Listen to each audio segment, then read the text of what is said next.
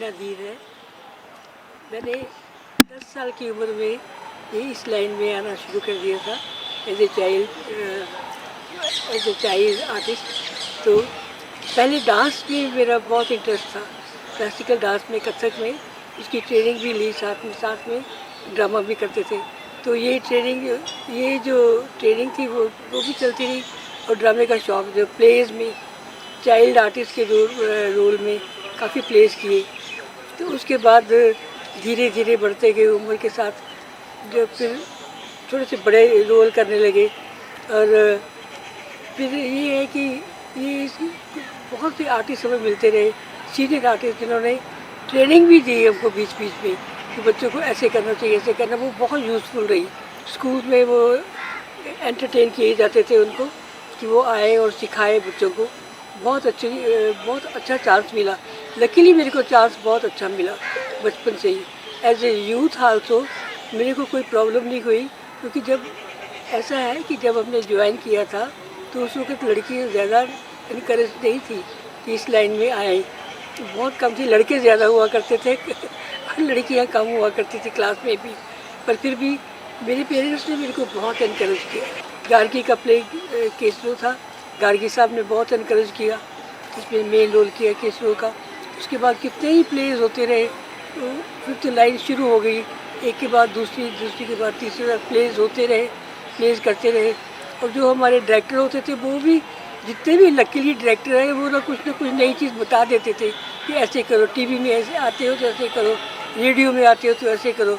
TV में भी बहुत सा चांस, निरंतर दूरदर्शन से बहुत चांस मिला मेरे को। 20-25 प्लेस मैंने किए निरंतर दूरदर्शन से, हिंदी के मेन रोल में सारे के सारे। बहुत बढ़िया चांस मिला। और हमारे डायरेक्टर बहुत अच्छे थे, बहुत एनकरेजिंग, बड़े कोऑपरेटिव, और हमेशा इस बात का ध्यान रखते थे कि किस पर्सनैलिटी को कौन सा रोल सूट करेगा। लकीली मेरे को मेन रोल मिलते रहे और मैं बखूबी उनको निभाती रही, जितने भी थे।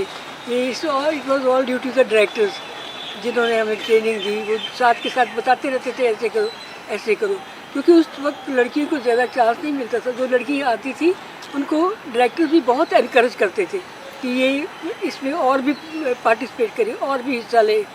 तो ये दौर रहा प्लेस करने का। बहुत से प्लेस हुए, पेकिया वाली, सोरिया वाली, पीले पत्तियाँ दी दास्तां, बीबी जी, और कहानी कैसे बनी, घर की मालकिन, और ऐसे ही वगदा दरिया। कितने ही हिंदी और पंजाबी में प्लेस आए। फुल लेंथ गर्दिश प्ले था, वो 9 सीरीज़ का प्लेस बना। ऐसे ही कितने प्लेस, लकीली बहुत चांस मिला। निरंतर दूरदर्शन ने बहुत चांस दिया काम करने के लिए। और ऐसे ही करते करते एक्सपीरियंस और होता रहा। फिर स्टेज के ऊपर भी जाने का और चांस मिला। स्टेज के ऊपर बहुत से प्लेस हुए। हमारे डायरेक्टर हुआ करते थे, रानी बलबीर कौर थी, प्रोफेसर मोहन महर्षि थे, बलवंत गार्गी थे। इन्होंने बहुत अच्छे तरीके से हमें डायरेक्शन दी और हमें बहुत अच्छा चांस मिला काम करने का। अब अपने से छोटी उम्र के बच्चों के साथ भी काम किया और अपने से बड़ों के साथ भी हमने काम किया। ये बहुत अच्छा एक्सपीरियंस रहा हर जगह में काम करने का। और अब यहाँ पर लकीली TFT में ज्वाइन कर लिया। तो TFT में तो बात ही कुछ और है। तो इनका तो जवाब ही नहीं। हर काम में इतनी इनकरेजमेंट है, इतना कोऑपरेशन है कि हद कोई नहीं। तो वो जो है ना, इनर जो फीलिंग है, उसको और डेवलप कर देती है कि हम और करें, और अच्छा करें। अब तो जब मैंने ज्वाइन किया था, आई वॉज यंगर, तो इनकी डायरेक्शन में, मेरे को डायरेक्शन में बड़ा चांस मिला काम करने का। प्लेस को डायरेक्ट करने में जितना एक्सपीरियंस लिया था एक्टिंग में, वो सारा काम आया डायरेक्शन में भी। और यहाँ के जो हमारे सीनियर थे, सबसे डायरेक्टर हैं, उन्होंने बहुत इनकरेज किया काम करने के लिए। और घर वालों ने, मेरे पेरेंट्स ने मेरे को बचपन से बहुत इनकरेज किया। उस वक्त लड़कियों को इनकरेज नहीं करते थे। मैं जब अपनी सहेली को बताती थी कि मैं डांस सीखती हूँ, तो उनके पेरेंट्स भी हैरान हो जाते थे, डांस का क्या सीखना, यही एटीट्यूड था। लेकिन लकीली मेरे parents were very cooperative and very encouraging. तो उससे बड़ा फ़ायदा हुआ लाइफ में काम करने का। बाद में मैंने पढ़ाई का भी था, क्योंकि मेरे फादर जो थे वो प्रोफेसर थे। तो वो चाहते थे कि मेरी बेटी जो है वो पढ़ाई भी करे।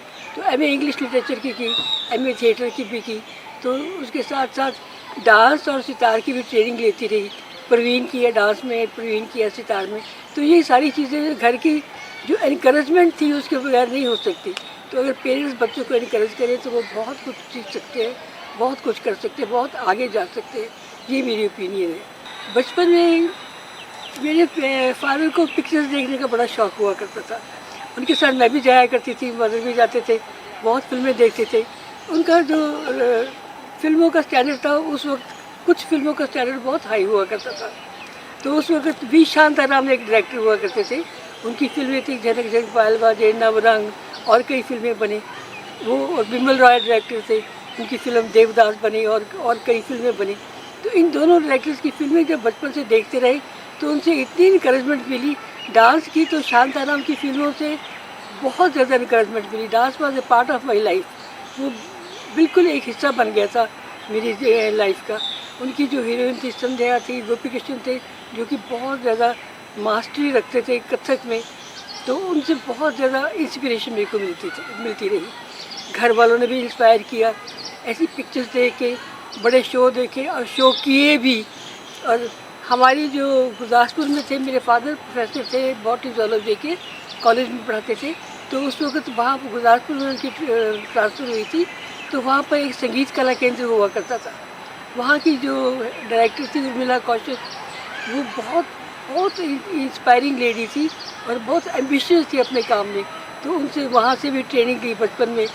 तो ये सिलसिला चलता रहा और काफ़ी उम्र तक मैं एक्टिंग के एरिया में और डांस के एरिया में काम करती रही। ये इंस्पिरेशन, घर वालों की इंस्पिरेशन का होना बहुत ज़रूरी है।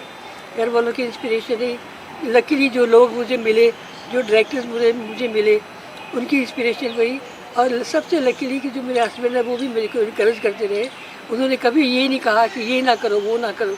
It was due to his inspiration that I was able to perform in so many TV films. TV के जो चैनल्स में काम करने का मेरे को मौका मिला, वो उनकी इंस्पिरेशन से भी मिला। वो बहुत फ़र्क है, क्योंकि जैसे ही ज्वाइन कर लेते हो किसी इंस्टीट्यूशन को तो एक डिसिप्लिन आ जाता है। एक डिसिप्लिन जो कि एक स्पेसिफिक एरिया में डील करता है। वो डिसिप्लिन जैसे कि टेक्निकल लाइन में, और कोई भी चीज़ जो मैकेनिकल ना हो, इन चीज़ों को natural to live a role. जैसे कि एक्टिंग में हमें पता ही नहीं था ऐसे करना, टू लिव ए रोल, कि दिल से करो जो भी करना है, महसूस करके करो। ये सारी बातें हमने ट्रेनिंग के बाद सीखी।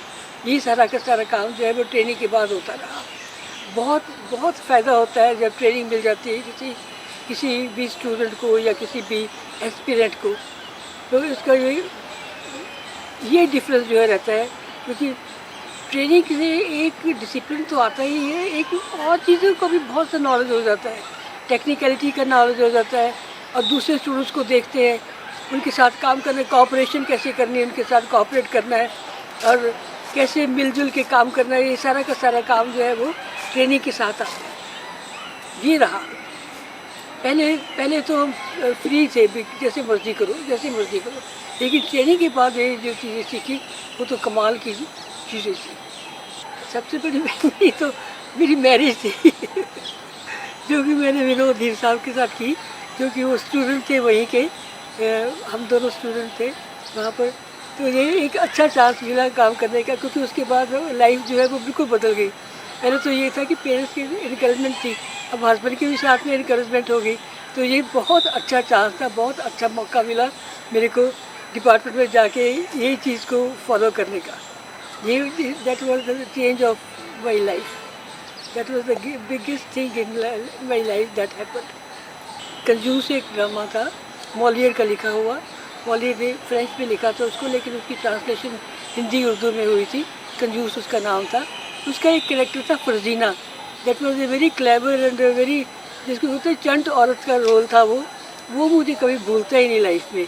वो हालांकि मेन रोल जो है वो यंगर लेडीज़ के किए मैंने, यंगर फीमेल्स के, लेकिन वो कैरेक्टर जो था वो मिडिल एज से भी ऊपर लेडी का था, जो कि बहुत चालाक, बहुत चुस्त और बहुत ज़्यादा, जिसको पंजाबी में पपे कुट्टी कहते हैं वैसा था। वो वाला रोल जो था वो मुझे कभी नहीं भूलेगा। बहुत अच्छा रोल था। इसकी डायमेंशंस बहुत ज़्यादा थी।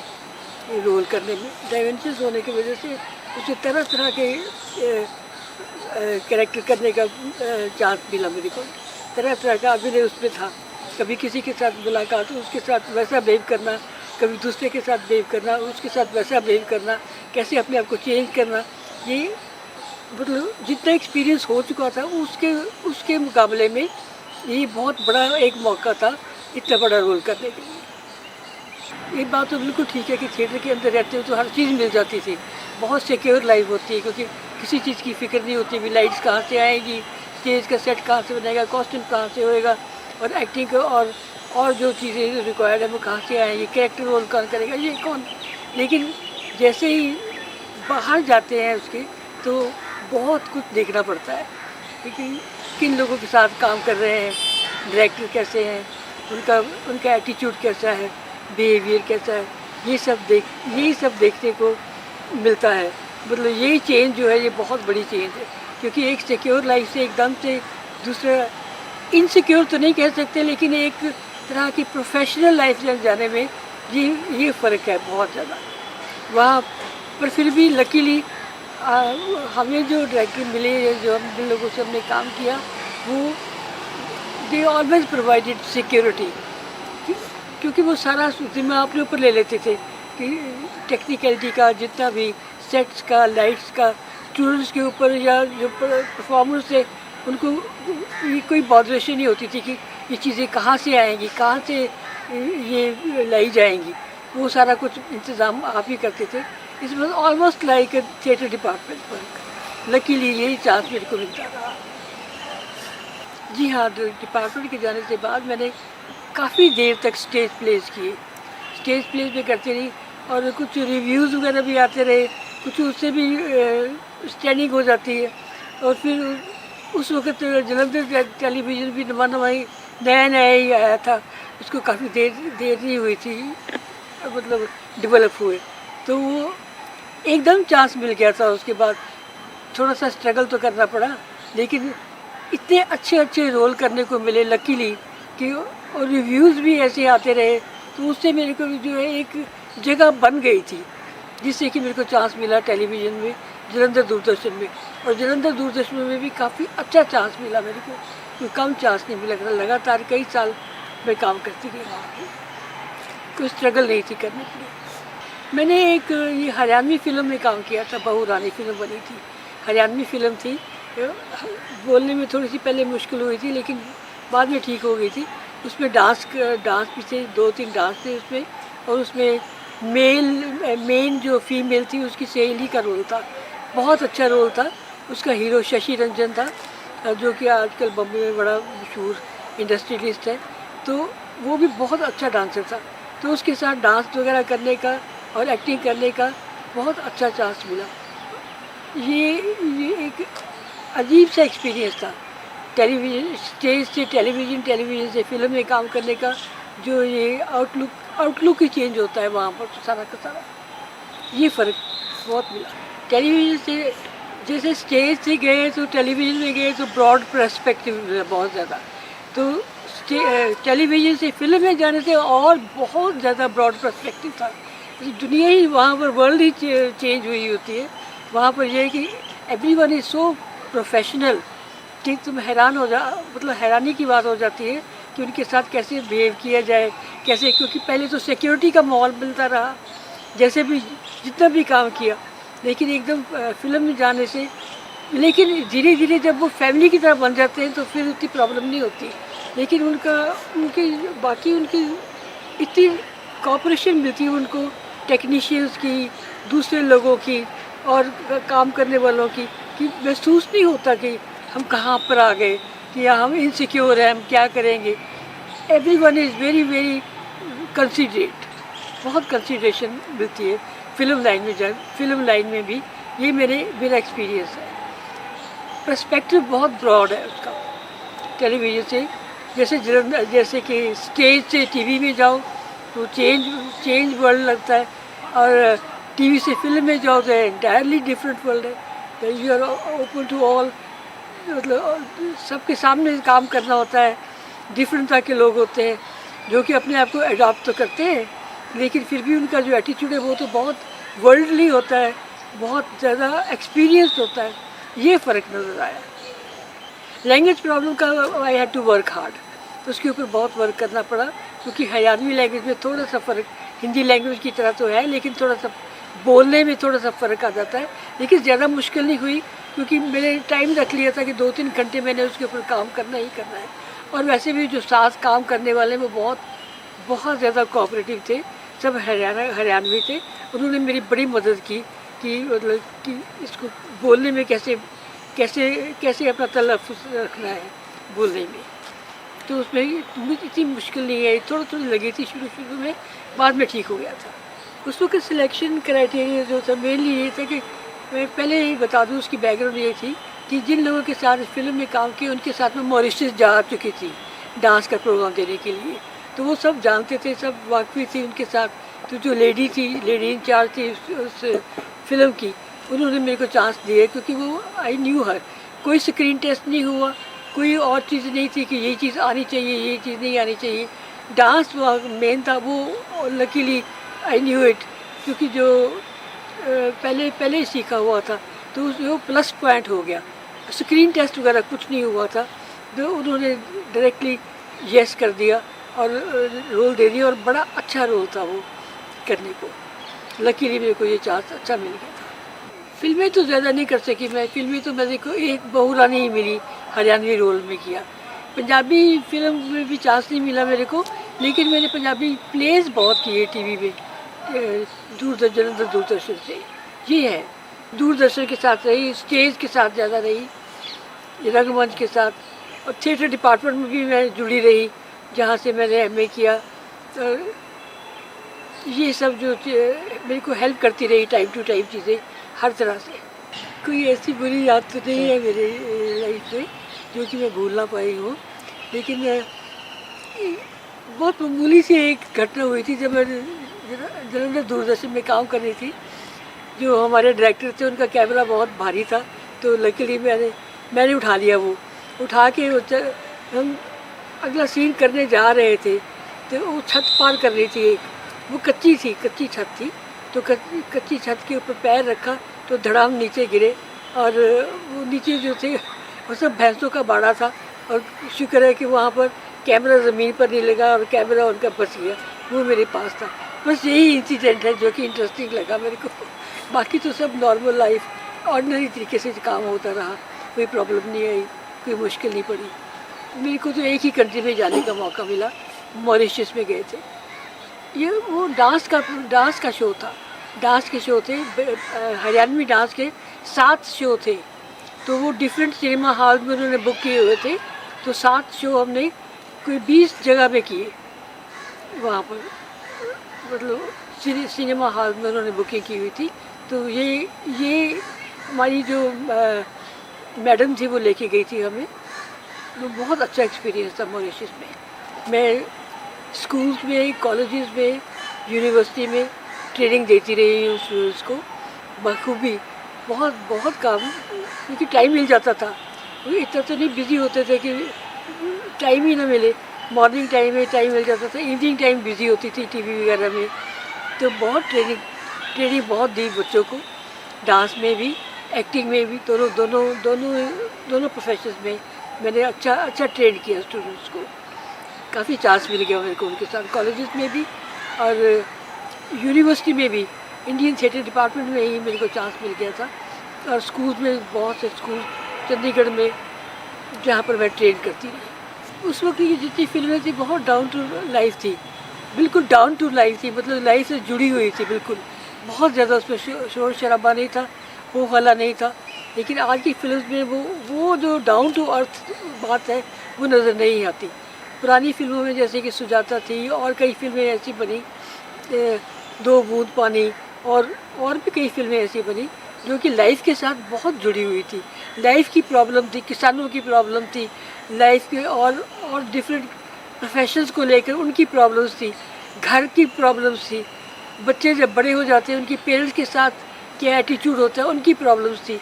ये सारी की सारी प्रॉब्लम्स जो थी वो उन फिल्मों में दिखाई जाती थी, वो बहुत ज़्यादा लाइफ से जुड़ी हुई थी फिल्में। लेकिन आजकल की जो फिल्में हैं वो एंटरटेनमेंट की तरफ ज़्यादा है, और एंटरटेनमेंट को भी एक एक दर्जा आगे निकल गई हैं वो, थोड़ा सा शोरगुल हो जाता है। बाकी वो बात नहीं है जो कि पुरानी फिल्मों में हुआ करती थी।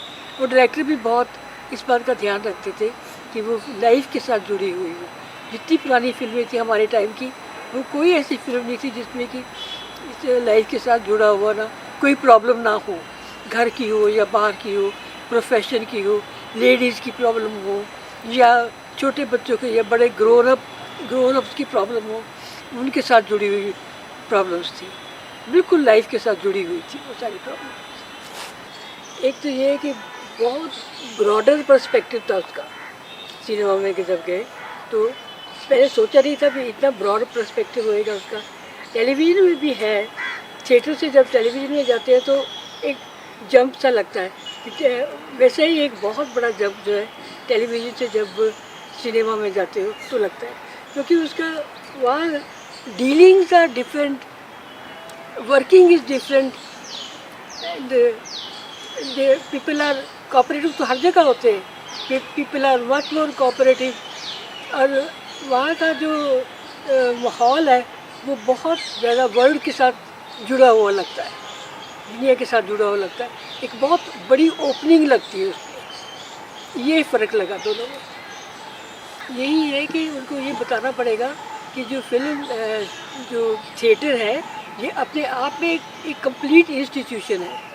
जैसे कि फिल्म है वो अपने आप में कंप्लीट इंस्टीट्यूशन है, थिएटर भी एक कंप्लीट इंस्टीट्यूशन है।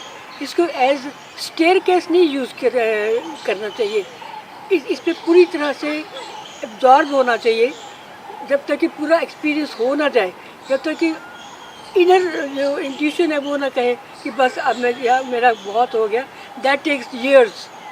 तो उसके बाद वो कहीं और देखते हैं, अब तब तक नहीं होना चाहिए, तब तक नहीं जाना चाहिए जब तक कि वो पूरी तरह से थिएटर वर्ल्ड को पहचान ना ले, जान ना ले और अपने आप में उसको महसूस ना कर सके।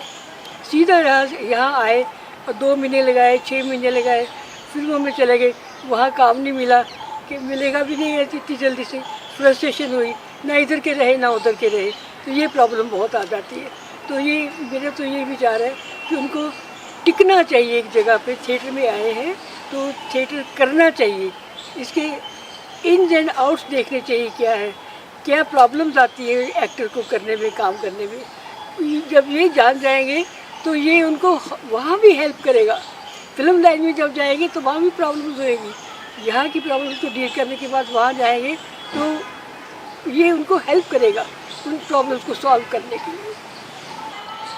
पहले सबसे पहले तो ये है कि थिएटर पे पहले आए तो पहले तो इंट्रोडक्शन वगैरह हुई, तो बातचीत हुई, तो फिल्मों के बारे में बात करते हैं, तो एकदम तो उनको डिसइल्यूजन नहीं कर सकते ना कि फिल्म में क्या जाना है, ऐसे नहीं कह सकते उनको।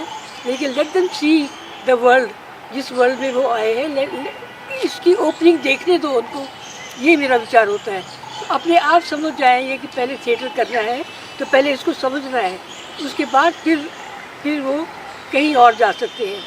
तो इसकी जो बेस्ट ओपनिंग ये है कि जो बेसिक एक्सरसाइजेज जो है थिएटर की, पहले तो वो उनको जाने कि थिएटर की बेसिक एक्सरसाइजेज क्या है, उनको अच्छी तरह से। थोड़े से डिसइल्यूजन हो जाते हैं, थोड़े से बोर भी हो जाते हैं, बट उनको ये पता होना चाहिए कि ये बहुत ज़रूरी है। ये जानने के बाद धीरे धीरे एक्टिंग की ओर बढ़े, छोटे रोल मिलते हैं, बड़े रोल मिलते हैं, back stage work is very important, back stage work मिलता है, वो करें, लाइट्स में देखें, कॉस्ट्यूम्स में देखें, और भी जितनी एक्सरसाइजेज हैं उनको ग्रास्प करने की कोशिश करें।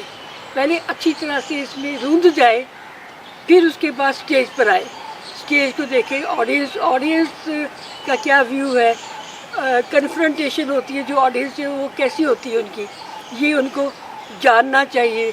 दे शुड नो कि क्या प्रोसेस है स्टेज के ऊपर आने का, घबराहट ना हो, उसके लिए they have to work hard, मेहनत करनी पड़ती है स्क्रिप्ट के ऊपर, बॉडी के ऊपर, बॉडी लैंग्वेज के ऊपर। उसके लिए कुछ चीज़ें जो आनी ज़रूरी हो जाती है, डांसिंग है, एक्सरसाइजेज है, योगा है, और भी different exercises, vocal exercises, they are very important. और जितना हो सके थिएटर वालों से मिले और उनका एक्सपीरियंस ग्रास्प करने की कोशिश करें, क्योंकि कुछ मैच्योर लोग हैं वो उनको अच्छा गाइड करेंगे कि इस लाइन में आए हो तो टिको यहाँ पर, सीखो पहले, फिर कहीं और जाने की सोचना। क्योंकि वहाँ जहाँ अगर फिल्म लाइन में चले गए तो वहाँ की प्रॉब्लम जो है वो फेस करेगी। बहुत बड़ा वर्ल्ड है वो, बहुत प्रॉब्लम्स आएगी उनको, उनको फेस करने से पहले यहाँ टिक जाओ, यहाँ देख लो क्या है, सीख लो कुछ। ऑडियंस के साथ तुम्हारा क्या व्यवहार है वो देख लो, ऑडियंस तुम्हें एक्सेप्ट करती है कि नहीं करती वो देख लो। उसके बाद अपने आप को जजमेंट करो कि तुम कितने सक्सेसफुल हो सकते हो। ये एकदम थिएटर को छोड़ के दूसरे वर्ल्ड में जाने तक का जो सफ़र है वो उनको कितना सही रास्ते पर लेके जाएगा। अगर उनको लगता है कि अभी वो टाइम नहीं आया तो तब तक वो कहीं भी इधर उधर जाए ना, कंसंट्रेट करें अपने वर्क के ऊपर, थिएटर के ऊपर कंसंट्रेट करें। धीरे धीरे अपने आप रास्ते खुल जाते हैं। ये मेरा विचार है। एक्टर के लिए सबसे पहले तो ह्यूमिलिटी बहुत ज़रूरी है। He should be a very humble person, क्योंकि इसमें सीखना बहुत कुछ होता है। सीखने के लिए ग्रास्प करना, सीखना, उसको और ज़्यादा इवॉल्व करना, जो सीखा है उसको इवॉल्व करना और प्रैक्टिस करनी। जितना चांस मिलता है उसको ग्रास्प करें। देखिए कि जितना एक्सपीरियंस ले सकते हैं उतना लें, फिर कहीं भागने की कोशिश करें। पहले तो ये है कि टिके एक जगह, टिक के काम करें और यहाँ पर जो भी सिखाया जाता है उसको सीखें।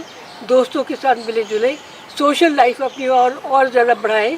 थोड़ा सा लोगों से मिलने से भी थोड़ा सा जो इधर होती है झिझक होती है वो खुल जाती है, वो खुलेगी। और इस प्रकार से वो चलते रहें तो वो ज़रूर कामयाब हो सकते हैं। एक्टर के लिए पढ़ना, लिटरेचर पढ़ना और जो भी वो पढ़ सकते हैं वो पढ़ना बहुत ज़रूरी है। क्योंकि लिटरेचर का वर्ल्ड इतना बहुत बड़ा है कि वो एक्टिंग को भी मात कर सकता है। अपनी जो एक्सपीरियंस राइटर्स लिख देते हैं वहाँ पर, तो वो जब पढ़ेंगे तो उनकी इमेजिनेशन वर्कआउट करेगी, इमेजिनेशन के ऊपर वर्क होएगा, कंसंट्रेशन बढ़ेगी उनकी। उनको पता लगेगा कि वर्ल्ड में हो क्या रहा है, क्या कुछ हो चुका है और क्या होने वाला है। ये सब पढ़ाई से ही पता लगेगा। लिटरेचर तो बहुत इम्पोर्टेंट है एक्टर्स के लिए, पढ़ाई करना बहुत ज़्यादा ज़रूरी है। नहीं, ऐसा नहीं हो सकता, बिल्कुल ये गलत बात है। क्योंकि अपीयरेंस तो बहुत ही एक छोटा पॉइंट है एक्टर के लिए। बेसिक चीज़ इज़ टैलेंट, और कितना उनमें ये जो नेचुरल टैलेंट कितना है एक्टर के लिए, ये बहुत ज़रूरी है। अपीयरेंस को तो वो एक साइड पे रख सकते हैं, लेकिन टैलेंट को एक साइड पे नहीं रखा जा सकता। जब तक टैलेंट नहीं होगा वो they can't be successful. Appearance का इतना महत्व नहीं रहता जितना कि नेचुरल टैलेंट का रहता है। वो कितना कर सकते हैं, कितना उनमें नेचुरल है करने का, जो कहते हैं कि उनमें ज़रिया है करने का, जिससे कि वो अपने आप को एक्सप्रेस कर सके। जितना वो होगा उतना ही वो सक्सेसफुल रहेंगे। Appearance is not very important. हाँ बिल्कुल, ये बहुत इंपॉर्टेंट चीज़ है। क्योंकि जब एक रोल किया जाता है उसके ऊपर एक एक्टर इतना वर्क करते हैं, काम कर लेते हैं कि वो पूरी तरह से उनकी साइक में एक हिस्सा बन जाते हैं, साइक का। तो उनकी जो कॉन्शियस लेवल जो है उसमें पूरी तरह से इवॉल्व हो जाती है। I am talking about some actors जो कि बहुत ज़्यादा इवॉल्व हो जाते हैं। लेकिन सडनली जब उनको दूसरा रोल करना पड़ता है तो वो देखा जाता है कि कुछ एक्टर्स जो है वो पिछले रोल में से जो किया गया है उसको छोड़ नहीं पाते, वो उसकी झलकी जो है अगले रोल में भी आ जाती है। ये एक बहुत बड़ा ड्रॉबैक है, जबकि एक्टर्स जो है बहुत मेहनत करते हैं और काम करते हैं और उसके बाद दूसरे रोल में जाने के लिए उनको प्रॉब्लम आती है। पिछले रोल की झलकियाँ उसमें आती रहती हैं। उसके लिए बेस्ट ये है कि अपने आप को रिलैक्स रखें, अपनी कंसंट्रेशन को थोड़ा सा इम्प्रूव करें, थोड़ी सी मैच्योरिटी के साथ बिहेव करें, थोड़ा सा पढ़ें लिखें, एक्सरसाइजेस करें और ये समझने की कोशिश करें कि ये जो कर रहे हैं they are gaining experience.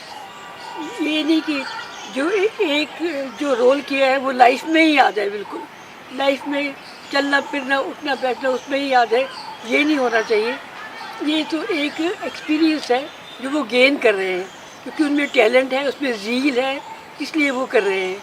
Otherwise कोई पॉइंट नहीं, क्योंकि फिर वो एक मजाक का कैरेक्टर बन जाते हैं कि लोगों के कि ये क्या उठते बैठते भी एक्टिंग कर रहे हैं, चलते फिरते भी एक्टिंग कर रहे हैं।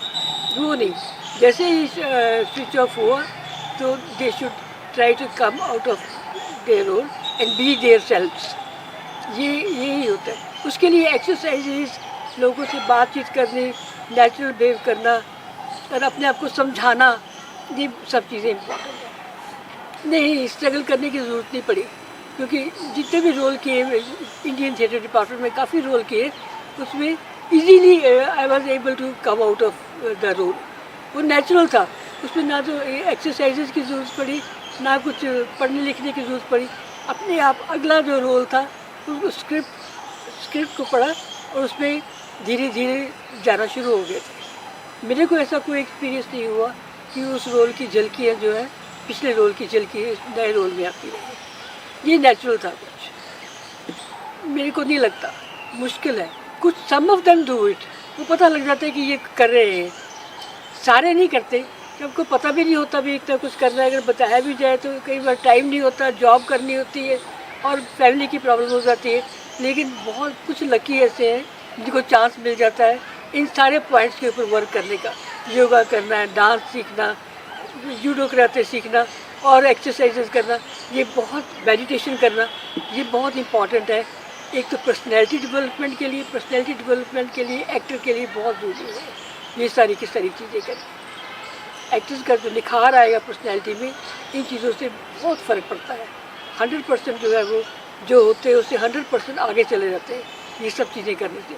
इसके लिए थोड़ा सा टाइम निकालना पड़े। बेशक मॉर्निंग में उठें, चाहे टाइम निकालें, ऑफिस में काम करते हैं तो थोड़ा सा फ्री टाइम होता है तो उसमें से निकल के एक्सरसाइज कर लें, ये मेडिटेशन कर लें। थोड़ी सी काम करते करते भी टाइम मिल जाता है मेडिटेशन करने का। ये सब चीज़ें बहुत ज़रूरी हैं।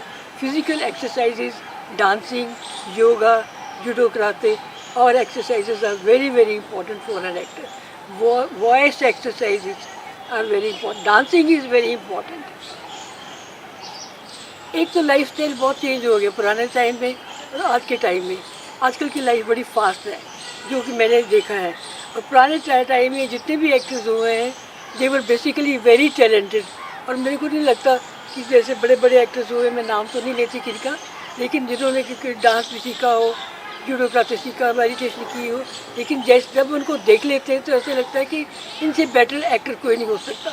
ये नेचुरल टैलेंटेड वही लोग आते थे फिल्म में या थिएटर में जो कि नेचुरली टैलेंटेड थे। उनको ये नहीं था, एक ग्लैमर नहीं नज़र आता था इन चीज़ों में, उनको रियलिटी नज़र आती थी। इसलिए वो सक्सेसफुल रहे बहुत ज़्यादा और बहुत ज़्यादा उनको भीड़ भी नहीं रही चीज़ों की सीखने की, यही करे। लेकिन आजकल के टाइम में जो सारा माहौल है वो बहुत फ़र्क है, बहुत भीड़ है काम करने की, आगे बढ़ने की। आगे बढ़ना तो उसके लिए टाइम निकालना पड़ता है, उनको ये चीज़ें सीखनी है। कंपटीशन बहुत ज़्यादा है इस लाइन में, जैसे कि दूसरी लाइनों में है, इस लाइन में बहुत कंपटीशन है। और इसमें सबसे ज़रूरत जो चीज़ होती है वो टैलेंट है। अगर टैलेंट ना हो तो टैलेंट के बगैर तो ये सब चीज़ें आती भी हों तो वो ज़ीरो हो जाता है।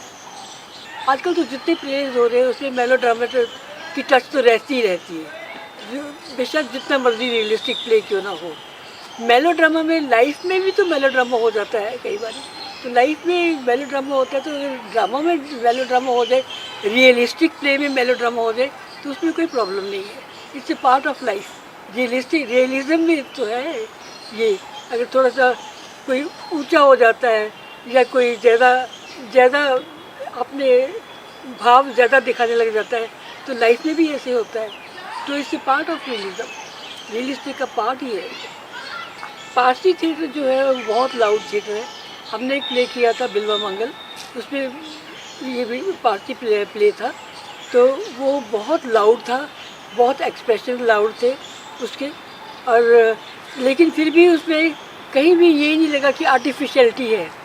म्यूज़िक की वजह से, सेट्स की वजह से, कॉस्ट्यूम्स की वजह से और एक्टर्स की अपनी मैन्यूवरिंग की वजह से वो कभी भी वो आउट ऑफ प्लेस नहीं लगे पारसी थिएटर में, जो भी जितना भी थिएटर हुआ है।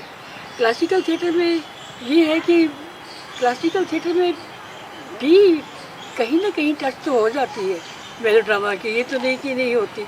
टच तो रहती है, लेकिन वो इग्नोरेबल है। वो इतनी ज़्यादा सामने नहीं आती जितना कि दूसरे प्लेस में, रियलिस्टिक प्लेस में आ सकती है melodrama. Work hard, work, learn as much as you can, लेकिन अपना जो स्क्रिप्ट है उसके ऊपर वर्क करो जितना कर सकते हो। जो स्क्रिप्ट मिलता है उसके ऊपर वर्क करो, बॉडी के ऊपर वर्क करो, डांसिंग सीखो। टाइम तो निकल आता है थोड़ा बहुत, कहीं हर चीज़ एक्सरसाइज करो, मेडिटेशन करो, डीप जो ब्रीथिंग एक्सरसाइजेज है वो करो, उससे बॉडी रिलैक्स रहता है। डांसिंग से रिदम आता है सारे बॉडी में। हो सकता है तो क्लासिकल सॉन्ग भी सीख ले, उससे एक क्लासिसिज्म का पता लगता है कि क्या चीज़ है ये। क्लासिकल रिदमिक सेंस जो है वो आ जाती है, रिदमिक सेंस जो है वो आती है क्लासिकल सीखने से। ये सब चीज़ें जो है बहुत ज़रूरी है।